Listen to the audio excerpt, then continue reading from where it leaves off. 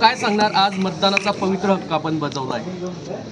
आज नगरपालिकेची निवडणूक आहे जामनेरला. सर्व राज्यभर या ठिकाणी नगरपरिषद नगरपालिका यांच्या निवडणुका सकाळपासून सुरू झालेल्या आहेत. मोठा उत्साह मतदारसंघात म्हणजे मतदारांमध्ये या ठिकाणी आपल्याला बघायला मिळतो. मोठ्या लाईनी अनेक ठिकाणी मतदान केंद्रावर लागलेल्या आहेत आणि मला विश्वास आहे की यावेळेला महायुती ही नंबर 1वर राहील आणि त्यातही भाजप हा 1 नंबरवर राहील. आणि म्हणून मी मतदारांना पुन्हा विनंती करणार आहे की बाबा आपण सर्वांनी मतदान करावं. कोणीही मतदाराशिवाय राहू नये. सर्वांनी आपापला हक्क बजवावा, तो आपला अधिकार आहे आणि आपण मतदान केंद्रावर येऊन मतदान करावं. भाऊ, जिल्ह्यामध्ये जर बघितलं तर काही मतदान केंद्र सजवण्यात आलेली आहे. त्याच पद्धतीने काही महिलांनी रॅली देखील काढलेली आहे मतदान करावं म्हणून. महिलांचा मोठा उत्स्फूर्त प्रतिसाद मिळतो आहे. कसं बघता आपण याकडे? निश्चित मी सकाळपासून ऐकतो की महिला रॅलीने येत आहेत, मतदान केंद्रांवर मोठ्या उत्साहामध्ये त्या ठिकाणी येत आहेत. घोषणादेतही काही ठिकाणी येत आहेत गावातून. मला वाटतं चांगलं आहे, लोकांमध्ये परिवर्तन होतं आहे. पर्सेंटेज त्या ठिकाणी मतदानाचा वाढत चालला आहे दिवसेंदिवस आणि वाढलं पाहिजे, कारण हा अधिकार आहे मतदानाचा, हा प्रत्येकाला आहे आणि तो बजावला पाहिजे. मला असं वाटतं जिवंत आपल्याला लोकशाही ठेवायची असेल तर सर्वांनी मतदान केलं पाहिजे. आपल्या हक्काचा माणूस या ठिकाणी निवडून दिला पाहिजे. जामनेर हा भाजपाचा बालेकिल्लाच म्हटला जातो. इथं या ठिकाणी साधनाताई असतील ह्या बिनविरोध आलेल्या आहेत आणि आज तुम्ही परिवारासोबत मतदानाचा हक्क बजावायला आलेला आहे. काय वाटतं, भाजप सत्ता पूर्ण बसेल? इथे काय नाही, इथे 27-1-28 ज्या ठिकाणी होणार आहे. इथे आता 17-18 जागेवर निवडणूक आहे. आपण उद्या निकाल लागल्यावर बघा, खूप मोठ्या मताधिक्याने आमचे सगळे नगरसेवक या ठिकाणी निवडून येतील.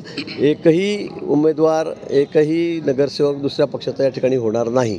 मला खात्री आहे, माझा आमच्या मतदानावर विश्वास आहे. हो, राज्यात 2 जागा ज्या आहेत ते बिनविरोध झालेल्या आहेत. काय वाटतं, राज्यात किती भाजपच्या जागा येतील, महायुतीला किती यश मिळेल?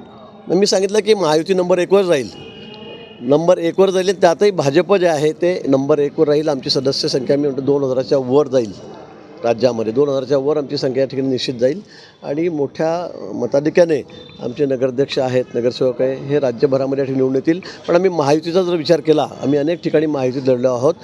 महाविकास आघाडी तुम्हाला कुठेही दिसणार नाही.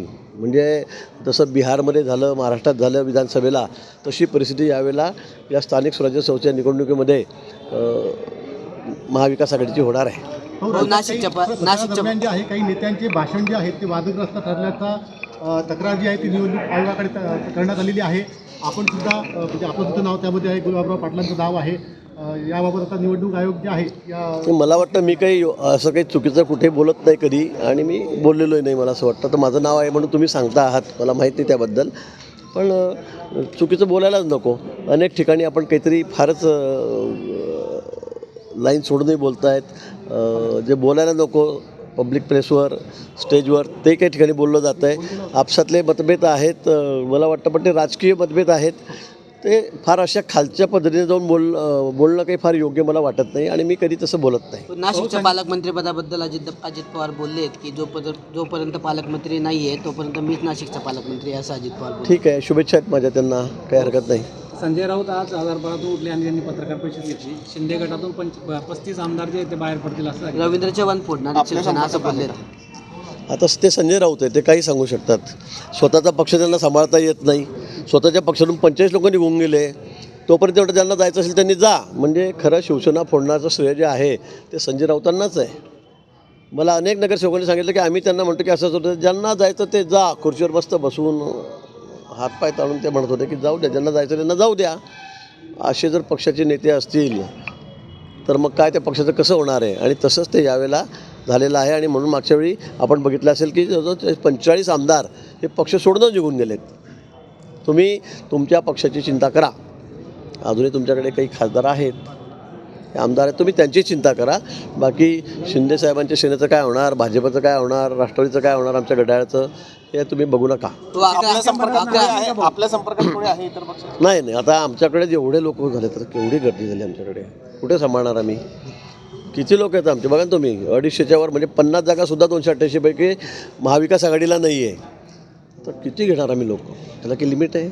रवींद्र चव्हाण यांनी बोललं होतं 2 तारखेनंतर पर्यंत युती टिकवायची. मला 2 तारखेनंतर काही बदल होण्याची शक्यता वाटते? अजिबात नाही. महायुती आमची आहे, महायुती आमची कायम आहे. उगाच म्हटलं तर त्याचा किती अर्थाचा गैरअर्थ आपण त्यात काढू नका. 2 तारखेपर्यंत बाबा संयम ठेवा, आपसात भानगडी करू नका. पुन्हा आम्ही सगळे एकत्र आहोत. आम्हाला राज्याचा सगळा गाडा चालवायचा आहे, अतिशय म्हणजे वेगाने आम्हाला या राज्याचा विकास करायचा आहे असा त्यांना म्हणण्याचा अर्थ होता. पण निवडणुकीमध्ये थोडं आरेकार्य झालं एकमेकांचं, त्या ठिकाणी तेवढे 2 तारीख होऊ द्या, नंतर परत सुरळीत होईल असं त्यांचं म्हणण्यात आहे. गुंडांना 11 गुंडांना उमेदवारी दिली आहे शिंदेंनी आणि भाजपकडून, असं रोहित पवारांनी आरोप केला आहे. रोहित पवारांना काय, रोहित पवार तर काही सांगतील. रोहित पवार तर इथे पण येऊन काय काय बोलून गेले, तुम्हाला माहिती आहे माझ्याबद्दल काय काय बोलून गेले. आता मी त्यांना सांगितलं की अजून तुमचे 17 उमेदवार या ठिकाणी 18 उमेदवार आहेत उभे, तुम्ही येऊन बसा इथे आणि एखाद्या तरी निवडून आणून दाखवा. मी ओपन चॅलेंज केलं होतं त्यांना. बोलायला काय लागतं. रोहित पवारांचं ते माझाही राजीनामा मागत होते. त्यांना बोलण्याशिवाय त्यांच्याकडे काही राहिलेलं नाही आणि म्हणून मग स्वतः तर एखाद्या निवडणुकीमध्ये गेले नाही, कार्यकर्त्यांच्या एखाद्या ठिकाणी सभा घेतली नाही, कोणीच घेतली नाही. महाविकास आघाडीच्या एकही नेत्यांनी राज्यामध्ये कुठे जाऊन सभा घेतली नाही. कार्यकर्त्यांना निवडून द्या म्हणून त्यांनी कुठे कोणाला आवाहन केलं नाही. काय अपेक्षा करावी त्यांच्याकडून. आणि म्हणून घरात बसून बोलबच्चनगिरी करायची, एवढंच त्यांचं काम राहिलेलं आहे. भाजप पैसे वाटतंय असा आरोप निलेश राणेंनी केला आहे. आता ते त्यांना माहीत त्यांच्याकडे काय चाललं काय नाही. पण मला वाटतं त्यांचे सगळे आरोप, त्यांच्या भानगडी फार टोकाच्या चाललेल्या आहेत. मला वाटतं एवढ्या टोकाचे वाद करू नये. लक्ष्मी कमळावर बसून येईल असं बोलल्या पंकजा मुंडे. लक्ष्मी जी आहे ती कमळावर बसून प्रत्येकाच्या घरात येईल असं बोललं आहे मग पंकजा मुंडे. मग लक्ष्मीचं चिन्ह कमळच आहे. तर आपल्या घरी लक्ष्मी, आपण लक्ष्मीपूजन करतो दिवाळीला, तर कमळावर बसलेली असते. त्यात चुकीचं काही असं मला काही वाटत नाही ना. पण त्याचा अर्थ तुम्ही वेगळा घेऊ नका. मला असं वाटतं ते तर उगाच काहीतरी वेगळा अर्थ घ्यायचा आणि मग पुन्हा तीच बातमी चालवायची, असं करू नका. ते निलेश राणेंनी काल पोलीस स्टेशनमध्ये गेले आणि 1.5 लाख रुपयाची रोकड त्यांनी जप्त केली आणि असं सांगितलं की भाजपच्या उमेदवाराने वाटण्यासाठी आणले होते. त्यावर वैभव नाईकांनी म्हटलं की निलेश राणे पण पैसे वाटतात, नितेश राणे पण पैसे वाटतात. सिंधुदुर्गामध्ये पैशांच्या बॅग पण आल्या असं म्हटलेत ते. आता म्हणायला काय, मी पण इथे म्हणेल उद्धवची बॅगा घेऊन आलेत म्हणून, पवारसाहेबांनी बॅगा पाठवल्या म्हणून म्हणायला काही अर्थ नाही. मला वाटतं जेव्हा पुरावा काही असेल तेव्हाच बोललं पाहिजे.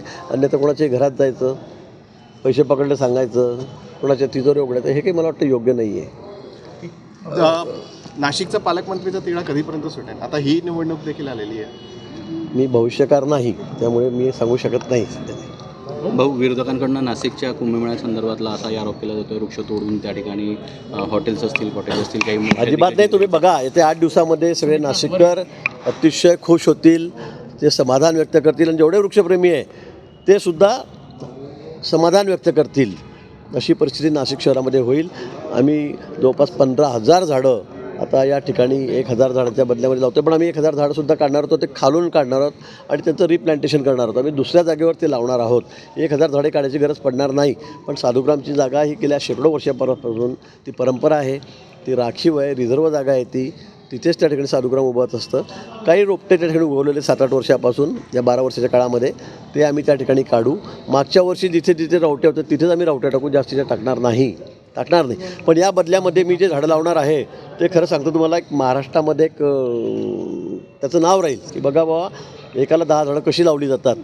तुम्हाला एका 15 दिवसामध्ये हे सगळं चित्र स्पष्ट झालेलं दिसेल. भाऊ, तुम्ही नाशिककरांना म्हटलं तुमचे वृक्ष वाचवण्यासाठी काय? नाशिककरांनी पर्यायी जागा दाखवलेली आहे. काही महापालिकेच्या अंतर्गतले जे काही घरं असतील किंवा तिथले हॉल्स असतील ते तिथं पडून आहेत, दुरावस्थेत पडलेले. त्याला असं नाही चालत. असं साधुग्राम आहे तिकडच्या पडक्या घरामध्ये राहा, पडू नये, त्यांना रंग मारा राहा, असं नाही. त्याचं एक वेगळं महात्म्य आहे, त्याची एक परंपरा आहे. आपला कुंभमेळा सगळं जगाचं लक्ष त्याच्याकडे आहे. आता तुम्ही म्हणाल की ही जागा पडके इथे जाऊ द्या, ती जागा पडके तिथे महाराजांना थांबवा, साधूंना थांबवा, असं अजिबात करता येणार नाही. आम्ही अतिरिक्त कुठलेही वृक्ष तोडणार नाही आणि तोडली तर 1,000ला 10,000 15,000 झाडं मी लावेल. आणि तुम्ही बघाल ती झाडं कशी आहेत ते बघितल्यावर सगळे नाशिककर समाधान व्यक्त करतील आणि अक्षरशः आम्हाला शाबासकी देतील की सरस यांनी काय चांगलं काम केलं आहे म्हणून. मी असं नुसतं थातूर नुसतं लावायचे सांगायचं घोषणा असं नाही होणार. मी 10-10, 12-12, 15-15 फुटाचे झाडं आणतो आहे. मी स्वतः हैदराबादला बोललो आहे, व्हिडिओवरती झाडं बघितलेली आहेत, खड्डे खोदायला सुरुवात केलेली आहेत. नाशिककरांना अतिशय म्हणजे समाधान वाटेल, आनंद वाटेल अशा पद्धतीने आम्ही 15,000 झाडं लावतो आहे आणि त्याचं संवर्धन आम्ही करणार आहे. त्याला ड्रीप करणार आहे, त्याला खतं देणार आहे आणि 1-2-3 वर्षामध्ये तुम्ही बघाल की त्या ठिकाणची परिस्थिती किती बदललेली आहे. तो काल खडसे पुन्हा बोलले तुमच्या अरे यार. खडसे बोलले टीका केली त्यांनी वाया गेले ना माणूस. त्यांना म्हणा कमळाचं काम करा म्हणा साहेब तुम्ही आता आमच्या कमळाला निवडून आणा म्हणा. भाऊ शेवटी त्यांना कमळाचं काम करावं लागतंय राष्ट्रवादी सोडून. काय वाटतंय भाऊ, कसं पाहता याकडे? आणि ते भुसावळमध्ये काय म्हणाले माझ्याबद्दल सांगा. ते काय म्हणाले वाया गेलेला माणूस. वाया गेलेला. अनेकांची संबंध. अच्छा वाया गेलेला माणूस आहे मी असं खडसे म्हणतात. असं खडसे म्हणाले. आता मी काय बोलू त्यांच्याबद्दल. या माणसाला स्वतःचं चिन्ह काय हे समजत नाही आता सध्या. म्हणजे भुसावळला गेले तर काही वेगळं सांगतात, वरणगावला गेले तर काही वेगळं सांगतात, प्रायव्हरमध्ये गेले तर काही वेगळं सांगतात, मुक्ताईनगरला वेगळं सांगतात. मी म्हटलं ना काय होता माणूस, काय झाला, कसा वाया गेला. आता तुम्हालाही कळतं की नाही. अख्ख्या राज्यभरातल्या लोकांना आश्चर्य वाटतं की बाबा मुख्यमंत्र्याच्या रेसमधला हा माणूस पण असं कसं काय वागू शकतोय. आता इकडे म्हणतो मी कमळाचा प्रचार करतोय परिवाराची. अरे बाबा आमच्या कमळामध्ये तुमचा परिवार कसं काय घालताय. तुम्ही तुमचं काम करा ना बाप बेटे. आमच्या त्या छोट्या ताई आहेत आमदारकीला पडल्या 2 वेळा, त्या तुम्ही करा तुमच्या पक्षाचं काम. असं बळजबरी काय घुसता तुम्ही इकडे तिकडे. काय आम्ही तुम्हाला आमंत्रण दिलं, बोलवलं, परिवाराचं आहे तर परिवार तुमचे 4 पक्ष आहेत. म्हणजे प्रत्येक वेळेला तुम्ही असंच करणार का. हे उभं राहिले की याच्याकडून, ते उभं राहिले की त्याच्याकडून, सगळे चिन्ह झाले त्यांच्या ताटपून, कुठलं चिन्ह त्यांनी सोडलं नाही. म्हणजे इतकी वाईट अवस्था. मलाही वाईट वाटतं. एकेकाळी आमचे ते सहकारी होते, म्हणजे आम्ही सोबत काम केलेलं आहे, आमचे नेते होते, पण त्यांची ही परिस्थिती बघून खरं मलासुद्धा आता इतकं वाईट वाटतं की काय माणूस राजकारणामध्ये दुर्बुद्धी सुचली की कुठून कुठे जातो. याचं जिवंत उदाहरण म्हणजे खडसे आहेत. कमळ विसरायला तयार नाही भाऊ त्यांच्या कोण? डोक्यात कमळ जात नाही. नाही त्यांचं प्रत्येक वेळेला हे बघा आता लोकसभेला मी सुनेचं काम करतो, लगेच कमळ हातात घेतलं, लगेच विधानसभा लागली मग मी आता तुतारी वाजवतो, म्हणजे तुतारी वाजवायला गेले. आता इथे भुसावळला गेले तर म्हणजे घड्याला मतदान करा, कुठे म्हणतात मशालला मतदान करा. त्याची भूमिका काय, त्यांचा पक्ष कोणता आहे हे त्यांना समजत नाही सध्या. त्याच्यामुळे जे तोंडातील ते चिन्ह बोलतात ते कुठेही थोडं आता मला वाटतं वयामानाने होतं त्यांचं. मुक्ताईनगरमध्ये त्यांच्या पक्षाचा उमेदवार नाहीये, म्हणजे चिन्हच पुढे बघायला नाही मिळालं राष्ट्रवादी शरद पवार पक्षाचं मुक्ताईनगरमध्ये खडसेंच्या. म्हणजे मोठे त्यांना आधी हे विचारा की त्यांचा पक्ष कोणता आहे आणि त्यांचं चिन्ह कोणतं आहे हे तर त्यांना विचारा. 5 ठिकाणी प्रचार करतात, 5 वेळ चिन्हाचं सांगतात आणि विशेष करून कमळाचं सांगतात. काय बोलावं त्यांच्याबद्दल. जाऊ द्या त्यांचं तब्येत वयामानाने ते बोलतात. त्यांना कमळामध्ये घेणार का आपण? कोणाला खडसेंना कोणाला खडसेंना कमळात घ्यायचं असं कधीच घेतलं असतं. चला काय सल्ला राहील त्यांना भाऊ. काय नाही तब्येतीची काळजी घ्या. तब्येत अस्वस्थामुळे मानसिक अस्वस्थामुळे ते त्या ठिकाणी असं बोलतायत.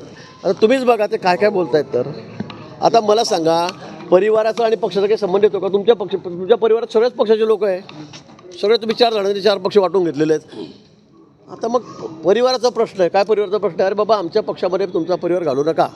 रक्षाताई आमच्या आहेत, त्या खासदार आहेत, मंत्री आहेत, त्या आहेत आमच्या. तुम्ही कशाला मध्ये मध्ये मी सांगितलं नाही का की एखाद्या गावात बँड वाजायला लागला की 2-4 लोक असे असतातच की त्याच्यावर लगेच धड धड धड नाचायला लागतात तिथे येऊन.